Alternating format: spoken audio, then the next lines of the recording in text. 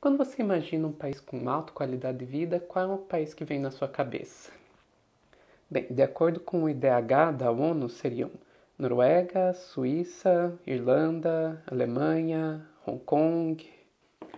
E, de fato, muitas pessoas pensam nesses países como modelos que os outros países deveriam seguir para dar uma qualidade de vida melhor para a sua população. A questão é que o IDH ele não leva em conta a questão ambiental.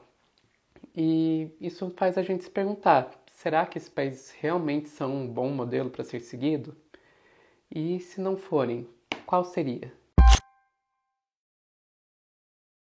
Eu acho que para começar essa discussão seria bom a gente primeiro saber como é que é calculado o DH. Vocês não precisam se preocupar que eu não vou ficar entrando em detalhes matemáticos, até porque eu sei que se eu fizer isso eu vou perder toda a audiência do vídeo. Mas eu vou sim trazer quais são os 3 critérios utilizados, né? Que seriam a saúde, que é medida com a expectativa de vida, a educação, que é medida com a escolaridade média dos adultos e a expectativa de escolaridade das crianças, e o padrão de vida, que é calculado através aí do PIB per capita, né? A quantidade de riqueza produzida por pessoa. Aí a gente já pode começar a encrencar, porque o PIB per capita ele pode esconder grandes desigualdades sociais, né? Não é só olhar a questão do Chile, que é o maior PIB per capita da América do Sul, mas a maioria dos chilenos claramente não está satisfeito com o rumo do seu país. E até existe aí um ranking que seria do IDH corrigido por desigualdade social, que daí vai ter outros países como Noruega, Islândia, Suíça, Japão e Finlândia como seus melhores. Mas eu não vou ficar discutindo isso aqui porque não é o objetivo desse vídeo. O que eu queria mostrar é que não está incluso em nenhum lugar desse cálculo a questão do meio ambiente. Não é que a ONU não se importe com isso. Se você for pegar o relatório país por país lá no site deles, você vai ver que de fato está lá dados importantes sobre a questão ambiental, como a quantidade de toneladas de carbono liberada por pessoa na atmosfera. Mas, por alguma razão, eles não incluem isso na conta.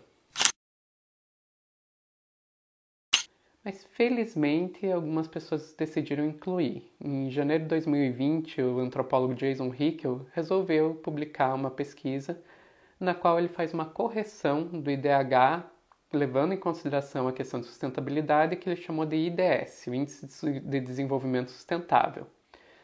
O Hickel não é nenhum comunista e eu não concordo com algumas das análises que ele faz nos seus trabalhos, mas eu acho que os dados que ele traz são bastante importantes e a gente pode sim fazer umas discussões interessantes com base neles. Mais uma vez, eu não vou entrar nos detalhes matemáticos, eu só vou dizer aqui que ele usa os mesmos critérios utilizados pelo IDH, mas corrige por 2 critérios que levam em consideração a sustentabilidade, que seriam a pegada de carbono, que é calculada com base na quantidade de gás carbônico que cada pessoa libera em um ano, e a pegada material, que é calculada com base na quantidade de matéria-prima gasta por cada pessoa. Com essa conta, o IDS acaba que não mostra de fato o nível de desenvolvimento humano do país. O que ele vai mostrar é o quão eficiente aquele país é em promover desenvolvimento humano de acordo com o dano que ele causa no meio ambiente.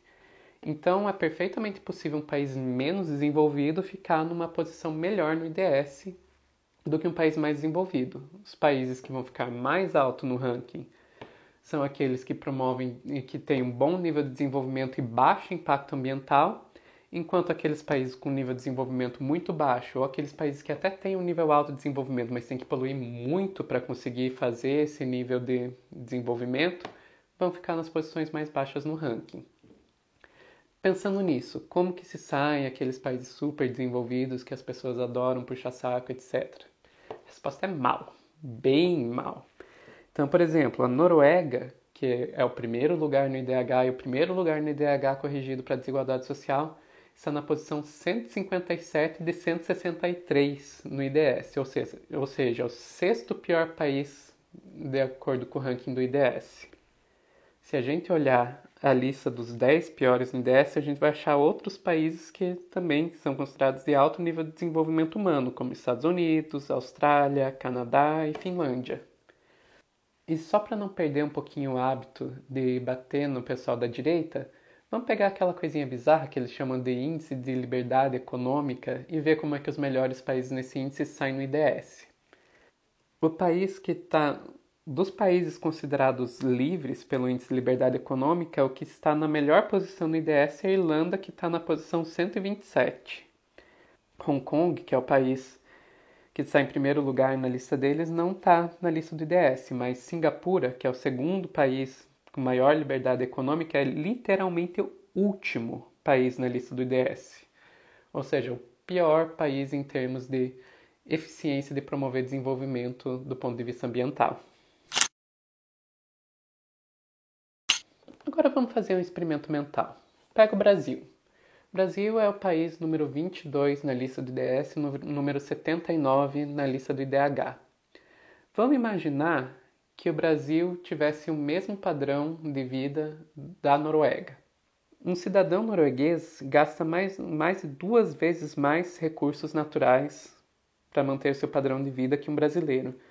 E libera mais de 5 vezes mais carbono na atmosfera do que um cidadão brasileiro.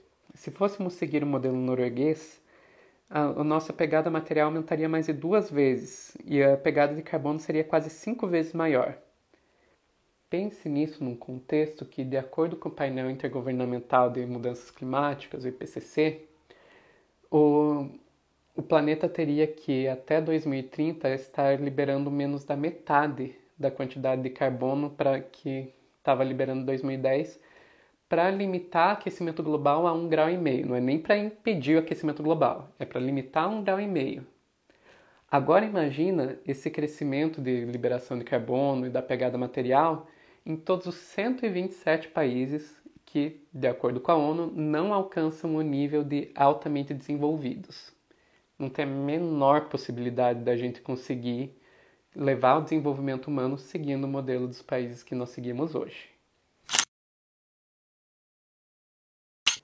Mas, afinal de contas, qual que é o grande problema? Por que esses países tão desenvolvidos ficam numa posição tão baixa no IDS? O que o Hickel mostra no trabalho dele é que o aumento do PIB per capita está relacionado com o aumento do desenvolvimento humano só até um certo ponto, que seria o PIB per capita de $20.000 por ano. Abaixo desse nível, você diminuir o PIB per capita acaba levando uma diminuição do desenvolvimento humano, mas acima dele acaba levando um padrão de consumo que não aumenta os outros marcadores de desenvolvimento, mas aumenta bastante o dano ao meio ambiente. Para a gente conseguir ter uma forma de desenvolvimento mais sustentável, nós temos que fazer redistribuição de renda, já que a concentração de riqueza acaba levando esse padrão de consumo negativo, e diminuir o consumo de uma forma geral. Mas enfim, a essa altura aqui vocês já devem estar de saco cheio de mim, porque eu estou enrolando. E já passamos a metade do vídeo e eu ainda não falei para vocês. Qual é, afinal de contas, o país com melhor IDS? Rufinhos tambores. Sim, Cuba. Em Cuba só tem 3 coisas que funcionam. É a segurança, é a educação e exatamente a saúde. Aí Pois é, aparentemente ter só segurança, educação e saúde talvez seja o melhor caminho para a gente ter um modelo de desenvolvimento sustentável. E, vamos ser sinceros, não deveria ser uma grande surpresa para ninguém ver Cuba no topo dessa lista. O modelo de agroecologia de Cuba já é reconhecido mundialmente como um dos melhores modelos para produzir alimentos do ponto de vista ambiental. Além disso, relatórios de ONGs, como por exemplo da WWF, consistentemente colocam Cuba como um modelo de desenvolvimento sustentável. Quando eu estava pesquisando para fazer o roteiro para esse vídeo aqui, na maioria das reportagens que eu vi sobre esse trabalho do Hickel, não foca muito no fato de Cuba ter sido o primeiro lugar. Eles acabam colocando isso mais como uma particularidade, uma excentricidade desse ranking, e em vez disso preferem focar numa fala do Hickel na qual ele diz que esse trabalho mostra que não existe nenhum país realmente desenvolvido, que mesmo os países desenvolvidos precisam melhorar a sua sustentabilidade e deixam Cuba para lá. Eu sinceramente acho isso um erro. O que Cuba e o IDS nos mostram são um caminho realmente para o desenvolvimento sustentável. Nós temos que fazer a redistribuição de renda, sendo que nós vivemos num sistema capitalista que naturalmente tende a concentrar a renda na mão de poucos. Nós temos que diminuir o consumo, enquanto nós vivemos num sistema capitalista que depende do crescimento constante da produção e do consumo. Para mim, o que fica bem claro, especialmente quando eu vejo Cuba no primeiro lugar, é que o melhor caminho para um desenvolvimento sustentável passa pela superação do sistema capitalista. Enfim, gente, era isso. Até que tinha mais coisas para falar aqui, eu achei bastante material sobre agroecologia. Se vocês quiserem que eu fale mais com vocês sobre isso, deixe um comentário aqui embaixo me avisando. E por enquanto, curte, compartilha, clica lá no sininho para ser avisado quando tiver novos vídeos aqui. Curte e segue o Lente Vermelha nas redes sociais, Instagram, Twitter e Facebook. Até mais!